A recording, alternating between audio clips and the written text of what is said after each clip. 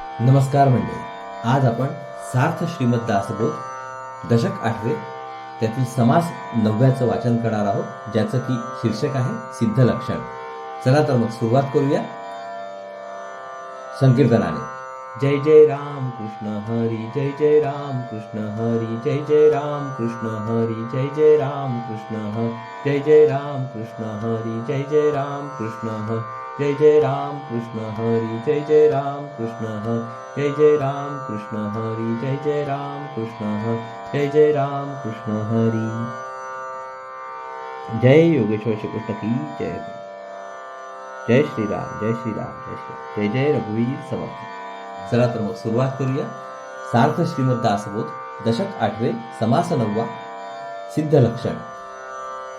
रात्रंदिवस आत्मस्वरूपाचे ध्यान व चिंतन केल्याने साधकाचे मन त्या स्वरूपाने आत बाहेर भरून जाते. अत्यंत सूक्ष्म आत्मस्वरूपाच्या अनुसंधानात सदैव गुंतलेले मन आपोआपच अत्यंत सूक्ष्म बनते. काही कालाने त्यामध्ये आमूलाग्र बदल घडून ते उन्मन होते. उन्मनीमध्ये ज्ञाता व ज्ञेय, दृष्टा व दृश्य, मी व तू किंवा देव व भक्त हा द्वैत भाव उरत नाही.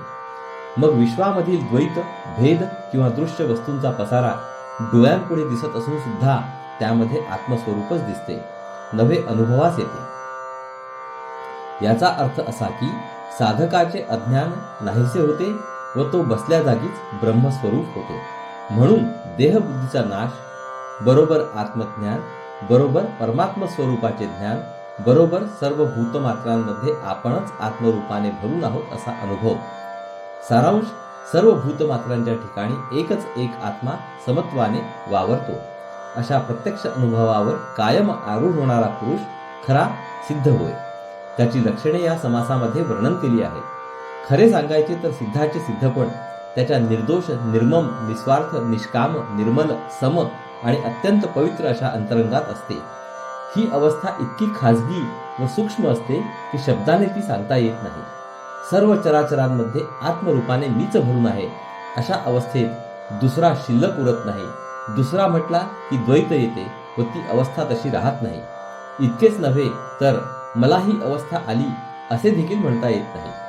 बृहदारण्यक उपनिषदामध्ये याज्ञवल्क्याने सिद्धावस्थेचे असे वर्णन केले आहे.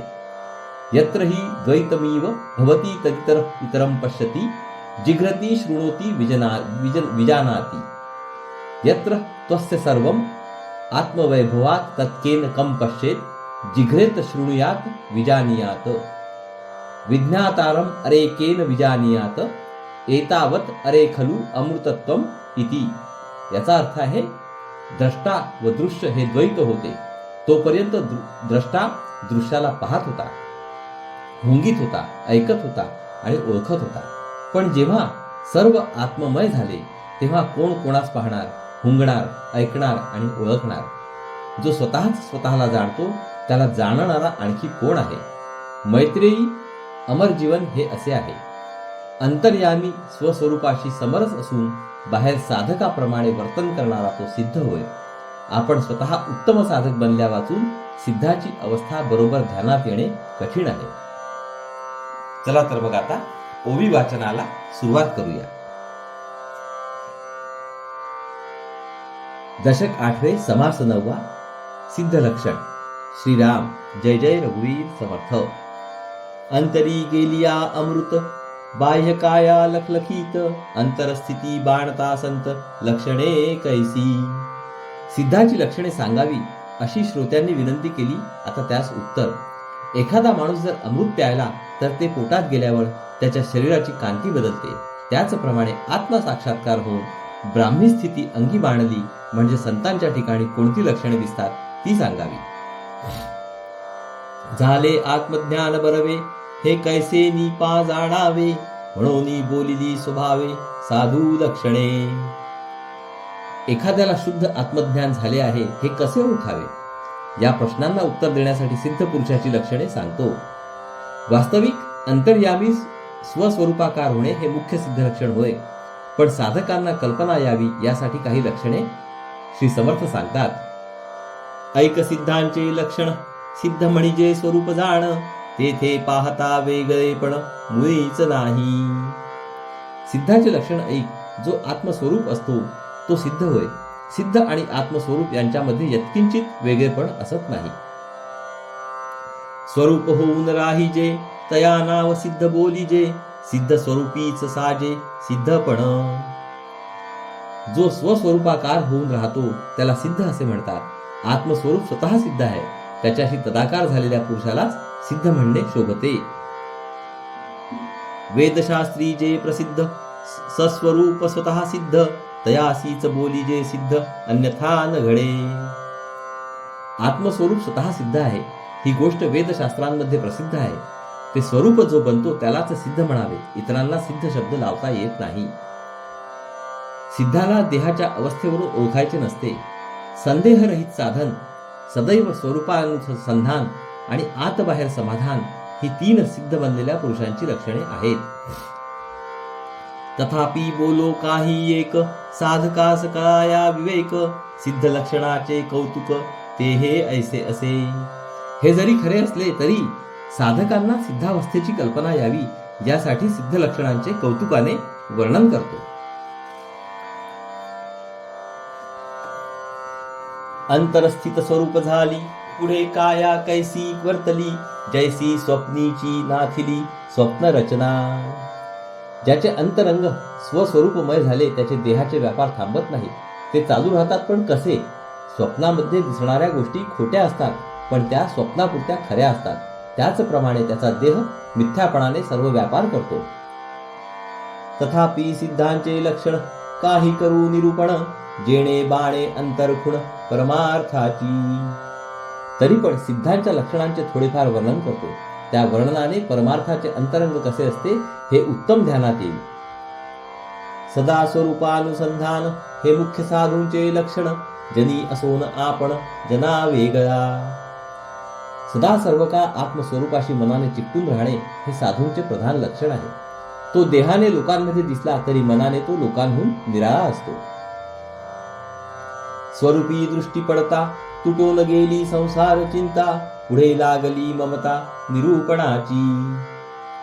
आत्मस्वरूपाच्या दर्शनात राहिल्याने त्याला प्रपंचाची काळजी मुळीच लागत नाही. मग त्याला स्वरूप वर्णनाची गोडी उत्पन्न होते. हे साधकाचे लक्षण परिसिद्धा अंगी असे जाण. सिद्ध लक्षण साधके विण बोलोच नये. वास्तविक हे साधकाचे लक्षण आहे पण ते सिद्धाच्या अंगी आढळते हे योग्यच आहे. कारण साधकपणातूनच सिद्धावस्था प्राप्त होत असते. बाह्य साधकाचे परी आणि स्वरूपाकार अंतरी. सिद्ध लक्षण ते चतुरी जाणीजे ऐसे. म्हणून बाहेरून दिसायला जो साधक दिसतो पण अंतर्यामी मात्र आत्मस्वरूपाशी तदाकार झालेला असतो तो सिद्ध होय. शहाण्या माणसांनी सिद्ध पुरुषाचे हे लक्षण समजून असावे. संदेहरहित साधन तेची सिद्धांचे लक्षण. अंतर्बाह्य समाधान चळेना ऐसे. अत्यंत निसंशयपणाने साधन करणे हे सिद्धांचे लक्षण आहे. कधीही भंग न पावणारे असे आतील बाहेरील समाधान त्याच्यापाशी असते. अचल झाली अंतरस्थिती तेथे चरणास कैची गती.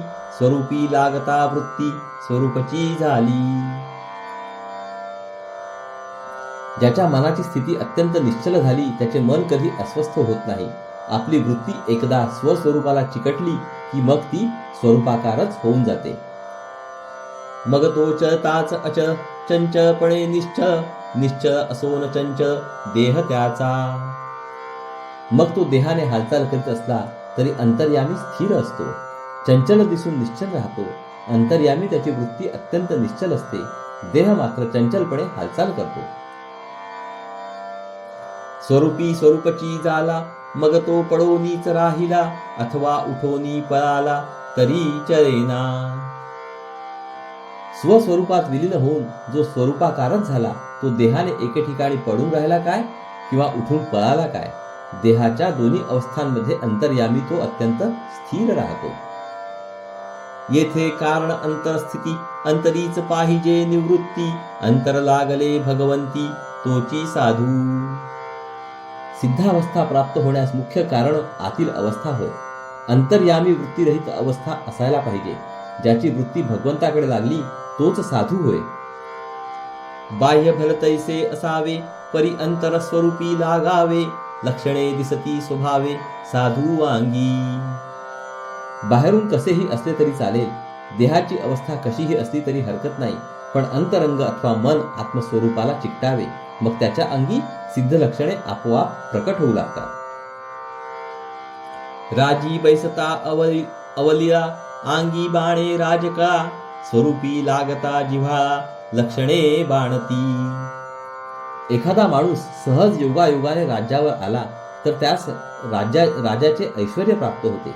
त्याचप्रमाणे ज्याला स्वस्वरूपाबद्दल आपलेपणा उत्पन्न झाला, ज्याला त्याची अभिरुची निर्माण झाली, त्याच्या अंगी सिद्ध लक्षणे आपोआप बाणतात. येरवी अभ्यास करिता हातान चढती सर्वथा स्वरूपी राहावे तत्वता स्वरूप होऊनी. एरवी सिद्ध लक्षणांचा कितीही अभ्यास केला तरी ती अंगी येत नाहीत, म्हणून स्वरूपाशी तदाकार व्हावे व स्वरूपच बनून राहावे. अभ्यासाचा मुकुटमणी वृत्ती राहावी निर्गुणी संत संगे निरूपणी स्थिती बाणे. आपली वृत्ती निर्गुण स्वरूपाच्या ठिकाणी राहणे ही परमार्थाच्या साधनाची पराकाष्ठा समजावी. वृत्ती त्रिगुणातीत परमात्म स्वरूपात राहणे ही साधनाभ्यासाची सर्वोत्तम पायरी आहे. संत संगतीमध्ये राहून सतत श्रवण मनन केले असता ही अवस्था येते. ऐसी लक्षणे बरवी स्वरूपाकारे अभ्यासावी स्वरूप सोडिता गोसावी भांबावती. स्वस्वरूपाशी तदाकार होण्याचा अभ्यास करीत असता या लक्षणांचा पण अभ्यास करावा. स्वस्वरूपाचा स्पर्श सुटला की मोठ्या योग्यतेचे साधक सुद्धा गोंधळून जातात. यानंतर साधूंच्या लक्षणांचे वर्णन आहे. समग्र लक्षणे पाहिली तर असे आढळेल की पशुपणा आणि माणूसपणा दोन्ही निर्मूल झाल्याने साधूचे मन एका निराळ्या पातळीवरच वावरते. पण कोणीही साधू पशुपणा व माणूसपणा नाहीसे करण्याच्या नादी न लागता तो आपली वृत्ती स्वरूपाकार करण्याचा अहोरात्र अभ्यास करतो. त्या अभ्यासाने बाकीचे आपोआप घडून येते. आता असो हे बोलणे ऐका साधूची लक्षणे जेणे समाधान बाणे साधका अंगी. आता हे बोलणे पुरे झाले. साधूची लक्षणे ऐका. ती ऐकल्याने साधकाच्या अंगी समाधान बाळण्यास मदत होईल. स्वरूपी भरता कल्पना तेथे कैची उरेल कामना म्हणून या साधूजना कामची नाही. ज्याच्या कल्पनेमध्ये केवळ स्वस्वरूप भरून राहते तेथे कोणतीही इच्छा किंवा कामना उरू शकत नाही, म्हणून साधूला कोणतीही कामना नसते, तो निष्काम असतो. कल्पिला विषयो हातींचा जावा तेणे गुणे क्रोध यावा साधुजनाचा अक्षयी ठेवा जाणार नाही. एखादी वस्तू किंवा एखादा भोग मिळावा अशी कल्पना केली आणि ती वस्तू किंवा तो भोग हातचा गेला तर मनुष्याला क्रोध येतो. परंतु स्वस्वरूप हा साधूचा अक्षय ठेवा असतो, तो कधीच हातचा जात नाही. म्हणून तो क्रोधरहित जाणती स्वरूप संत नासिवंत हे पदार्थ सांडून या. म्हणून साधू अत्यंत क्रोधरहित असतो. सगळे दृश्य नाशवंत पदार्थ बाजूस करून शाश्वत असे स्वस्वरूप साधू जाणतात. त्या स्वरूपाचे साक्षात दर्शन करून घेतात. जेथे नाही दुसरी परी क्रोध यावा कोणावरी क्रोधरहित सचराचरी साधुजन वर्तती. त्या दर्शनाने आत्मरूप मी सर्व ठिकाणी व्यापून आहे असा त्यांचा अनुभव असतो. अर्थात माझ्याशिवाय जगात दुसरे कोणी नाही या भूमिकेवर साधू राहतात. माझ्या वाचून दुसरा कोणी नाही, मग रागवायचे कोणावर असा प्रश्न येतो. म्हणून भूतमात्रांशी वागताना साधू पुरुष अत्यंत क्रोधरहित वर्तन करतात. आपुला आपण स्वानंद कोणावरी करावा मद या कारणे वादविवाद तुटो न गेला. साधू स्वस्वरूपाच्या आनंदामध्ये तल्लीन असतो, त्यामुळे दुसऱ्यावर अरेरावी करण्यास त्याला सवडत नसते. या कारणाने साधूच्या जीवनात वादविवादाला मुळीच स्थान मिळत नाही. साधू स्वरूप निर्विकार तेथे कैचा तिरस्कार आपला आपण मत्सर कोणावरी करावा. स्वस्वरूप विकाररहित असते. साधू स्वरूपाकार असतो, म्हणून तो देखील विकाररहित असतो. विकारापासून मुक्त असल्याने साधू कोणालाही तुच्छ करीत नाही. सर्व ठिकाणी आपणच असल्याने आपणच आपला मत्सर करणे शक्य नसते. साधू वस्तू अनायासे या कारणे मत्सर नसे मदमत्सराचे पिसे साधूसी नाही. साधू सहजपणे ब्रह्मस्वरूप असतो, म्हणून तो कधीही कोणाचा मत्सर करीत नाही. मदमत्सराचे वेडेपण साधूच्या अंगी नसते. साधू स्वरूप स्वयंभ तेथे कैचा असेल दंभ, जेथे द्वैताचा आरंभ झालाच नाही. साधू स्वरूपाकार झालेला असतो. स्वरूप सर्वव्यापी आणि स्वयंभू असते. तेथे दोनपणाला वावच नाही. दुसरा कोणी असेल तर दंभ दाखवता येतो. जेथे दुसरा नाहीच तेथे दंभ असू शकत नाही. म्हणून साधूच्या अंगी दंभ असत नाही. जेणे दृश्य केले विसंच, तयास कैचा हो प्रपंच, या कारणे निप्रपंच साधू जाणावा. हे दृश्य स्वरूपाच्या आड येते. दृश्याचा सगळा विस्तार समूळ नाहीसा करूनच साधू स्वरूपाकार होतो. त्याच्यापाशी प्रपंच उरत नाही, म्हणून साधू निष्प्रपंचच असतो. अवघे ब्रह्मांड त्याचे धर, पंचभूतिक हा जो जार, मिथ्या जाणून सत्वर त्याग केला. हे विश्वच माझे घर आहे असे साधू मानतो. पंचभूतांचा हा गुंतागुंतीचा अवाढव्य विस्तार खोटा आहे हे ओळखून साधू चटकन त्याचा त्याग करतो. या कारणे लोभ नसे, साधू सदा निर्लोभ असे, जयाची वासना समरसे शुद्ध स्वरूपी. या कारणाने साधूच्या अंगी लोभ नसतो. तो सदैव निर्लोभ असतो. त्याची वासना आत्मस्वरूपाशी समरस होऊन गेलेली असल्याने त्याचे हवे नकोपण सर्वस्वी नाश पावते. आपुला आपण आघवा, स्वार्थ कोणाचा करावा, म्हणून साधू तो जाणावा शोकरहित. जिकडे तिकडे माझा मीच पसरलेला आहे असा साक्षात अनुभव साधूला येतो. मग निराळेपणाने स्वार्थ साधायचा त्यास उरत नाही. या कारणाने साधू शोकरहित असतो. दुःखाचे मूळ स्वार्थबुद्धी होय. तीच नाहीशी झाल्यावर दुःख आपोआप नाहीसे होते. दृश्य सांडून नासिवंत, स्वरूप सेविले शाश्वत, या कारणे शोकरहित साधू जाणावा. शिवाय दृश्याची आसक्ती दुःखाला कारण होते. पण दृश्य सारे नाशवंत आहे हे ओळखून साधू त्यांच्यापासून दूर सरतो आणि शाश्वत आत्मस्वरूपाचे अखंड सेवन करतो. म्हणून साधू शोकमुक्त असतो हे ओळखावे. शोके दुखवावी वृत्ती, तरी ते जाहली निवृत्ती, म्हणून साधू आदि अंती शोकरहित. सुख आणि दुःख आपल्या वृत्तीचे धर्म आहेत, पण साधूची वृत्तीच नाहीशी झालेली असते. दुःखाची वृत्ती निर्माण होतच नाही. म्हणून आरंभापासून अखेरपर्यंत साधू दुःखरहित असतो. मोहे झळंबावे मन, तरी ते जाहले उन्मन, या कारणे साधूजन मोहातीत. त्याचे मन मोहाने आत बाहेर व्यापून भ्रमित होत नाही. कारण मन मनपणे न राहता ते उन्मन होऊन जाते. म्हणून साधू मोहाच्या पलीकडे राहतो. साधू वस्तू अद्वये, तेथे कैचे वाटेल भये, परब्रह्म ते निर्भये तोची साधू. परब्रह्म एकच एक आहे, अद्वितीय आहे. साधू त्या स्वरूपाशी तदाकार असतो. त्याला दोनपणा उरत नाही. दुसरा कोणी नसल्याने त्याला कसले भय वाटत नाही. परब्रह्म जसे पूर्ण निर्भय असते तसाच साधू पूर्ण निर्भय असतो. या कारणे भयातीत साधू निर्भय निवांत, सकळास मांडेल अंत साधू अनंत रूपी. या कारणाने साधू अगदी भयातीत असतो. तो अत्यंत निर्भय आणि निवांत असतो. जगामधील सर्व वस्तूंना शेवट आहे, त्याचा अंत होतो. पण अनंत ब्रह्म स्वरूपाशी समरस झालेला साधू स्वतः अंतरहित असतो. सत्य स्वरूपे अमर झाला, भये कैचे वाटेल त्याला, या कारणे साधू जनाला भयेची नाही. सत्य स्वरूप परमात्म्याशी ऐक्य पावल्याने साधू अमर होतो. अमरपणामुळे त्याला कशाचे भय वाटत नाही. या कारणाने साधू पुरुष अत्यंत भयरहित असतात. जेथे नाही द्वंद्व भेद, आपला आपण अभेद, तेथे कैचा उठेल खेद देहबुद्धीचा. आपणच आपलेपणाने सर्व ठिकाणी असल्याने साधू पुरुषाच्या ठिकाणी अभेद असतो.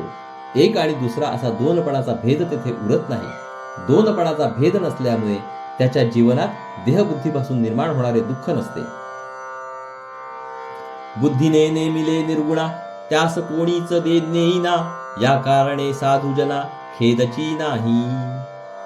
निर्गुण हेच खरे आहे असा साधूच्या बुद्धीचा निश्चय असतो. निर्गुण नेण्यासारखी दृश्य वस्तू नसल्याने कोणी नेऊ शकत नाही. या कारणाने साधू पुरुषांना खेद करण्याचा कधी प्रसंगच येत नाही.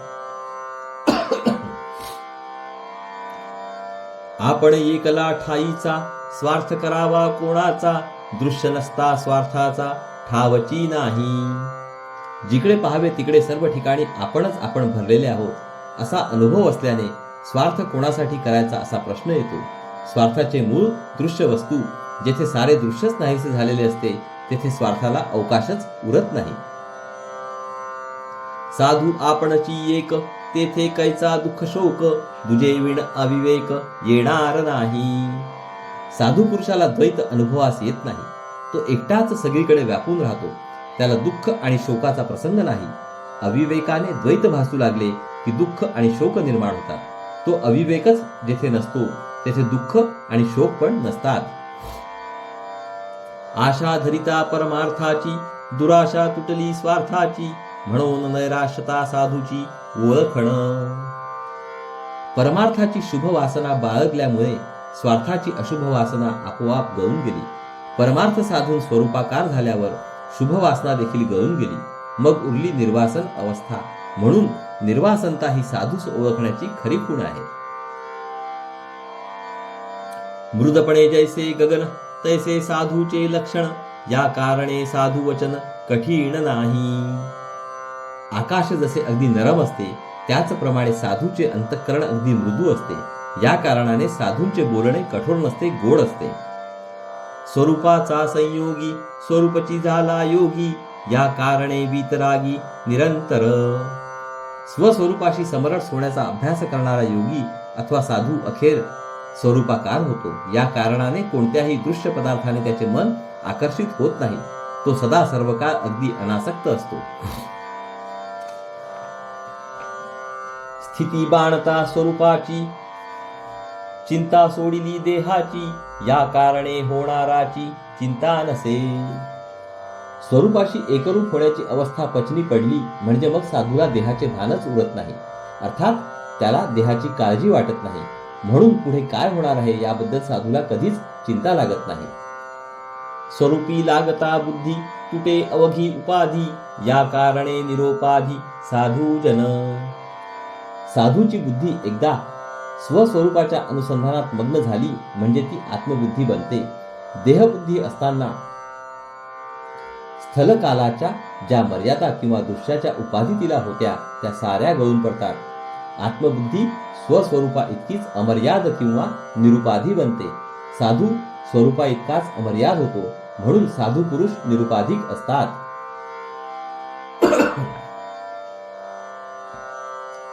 साधू स्वरूपीच राहे, तेथे संगची न साहे, म्हणून साधू तो न पाहे मानापमान. साधू सदैव स्वरूपमयच होऊन राहतो. त्या अवस्थेमध्ये कोणत्याही दृश्याचा यत्किंचित संसर्ग त्यास सहन होत नाही. अर्थात देहाचा संसर्ग देखील त्यास असत नाही. देहाचा संबंधच नसल्यामुळे साधू मानापमान कधी पाहतच नाही. अलक्षास लावी लक्ष, म्हणून साधू परमदश दक्ष, ओढू जाणती कैपक्ष परमार्थाचा. माणसाचे मन जेथे पोहोचू शकत नाही ते अलक्ष होय. त्या अलक्षाशी लक्ष लावून बसणारा तो साधू. म्हणून साधू अत्यंत तत्पर असतो.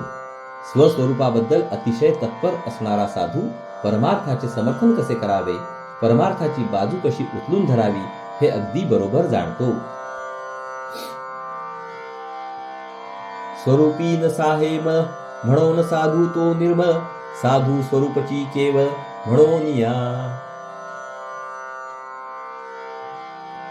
स्वस्वरूप अतिशय निर्मल आहे. त्यास यत्किंचित मल खपत नाही. साधू त्या स्वरूपाशी तादात्म्य पावलेला असतो. म्हणून साधू अत्यंत निर्मल असतो. सकळ धर्मांमध्ये धर्म, स्वरूपी राहणे हा स्वधर्म, हेची जाणीजे मुख्य वर्म साधू लक्षणाचे. सर्व धर्मांमध्ये उत्तम धर्म स्वधर्म होय आणि स्वस्वरूपाशी तदाकार होऊन राहणे हा स्वधर्म समजावा.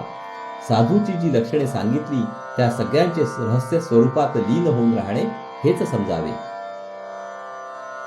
धरिता साधूची संगती आपणाच लागे स्वरूपस्थिती, स्वरूपस्थितीने बाणती लक्षणे अंगी. साधूची संगती धरावी, कारण सत्संगतीमध्ये विनासायास आपोआप स्वस्वरूपाशी लीन होता येते. स्वरूपाशी तन्मयता झाली की साधूची लक्षणे सहजपणे अंगी बाणतात. ऐसी साधूची लक्षणे अंगी बाणती निरूपणे, परंतु स्वरूपी राहणे निरंतर. साधूची अशी ही लक्षणे निरूपणाने अंगी बाणतात, परंतु तसे घडण्यास आपण सदा सर्व काळ स्वस्वरूपात राहणे अवश्य आहे. निरंतर स्वरूपी राहता स्वरूपची होई जे तत्वता, मग लक्षणे अंगी बाणता वेळ नाही. स्वरूपात राहण्याचा सारखा अभ्यास केला म्हणजे साधक स्वरूपाकारच बनून जातो. मग साधू लक्षणे अंगी प्रकट होण्यास फारसा उशीर लागत नाही. स्वरूपी राहिल्या मती, अवगुण अवघेची सांडती, परंतु यासी सत्संगती निरूपण पाहिजे. बुद्धी आत्मस्वरूपात स्थिर झाली म्हणजे अवगुण सारेच्या सारे आपोआप गळून जातात. पण असा अनुभव येण्यासाठी सत्संगती हवी आणि संतांचा उपदेश पण हवा. सकळ सृष्टीचा ठाई अनुभव एकची नाही, तो बोली जेल सर्वही पुढिले समासी. जगामध्ये सगळ्यांना सारखाच अनुभव येईल असे सांगता येत नाही. पुढील समासात अनुभवाचे नाना प्रकार कथन करायचे आहेत. कोणे स्थितीने राहती कैसा अनुभव पाहती, रामदास म्हणे श्रोती अवधान देणे. रामदास म्हणतात की कोण लोक कोणत्या स्थितीत राहतात व त्यांना कसे कसे अनुभव येतात हे सांगणार आहे, त्याकडे श्रोत्यांनी लक्ष द्यावे. इति श्रीदास बोधे गुरुशिष्य संवादे सिद्धलक्षणनाम समास 9. श्राद्ध मंडळी, येथे आपले 8व्या दशकातील समास 9व्याचे वाचन संपूर्ण झाले आहे. हरिओम तत्सत, हरिओम तत्सत, हरिओम तत्सत. हरे कृष्ण कृष्ण कृष्ण हरे हरे, हरे राम राम राम हरे हरे, हरे कृष्ण कृष्ण कृष्ण हरे हरे, हरे राम राम राम हरे हरे, हरे कृष्ण कृष्ण कृष्ण हरे हरे, हरे राम राम राम हरे हरे, हरे कृष्ण कृष्ण कृष्ण हरे हरे, हरे राम राम हरे हरे, हरे कृष्ण कृष्ण कृष्ण हरे हरे, हरे राम राम हरे हरे, हरे कृष्ण कृष्ण कृष्ण हरे हरे, हरे राम राम हरे हरे, हरे कृष्ण कृष्ण कृष्ण हरे हरे, हरे राम राम हरे हरे. जय योगेश्वर श्री कृष्ण की जय हो. जय श्रीराम जय श्रीराम जय श्रीराम. जय जय रघुवीर समर्थ. चला तर मंडळी, पुढील भागात परत भेटू. नमस्कार. हरिओम हरिओम हरिओम हरिओम.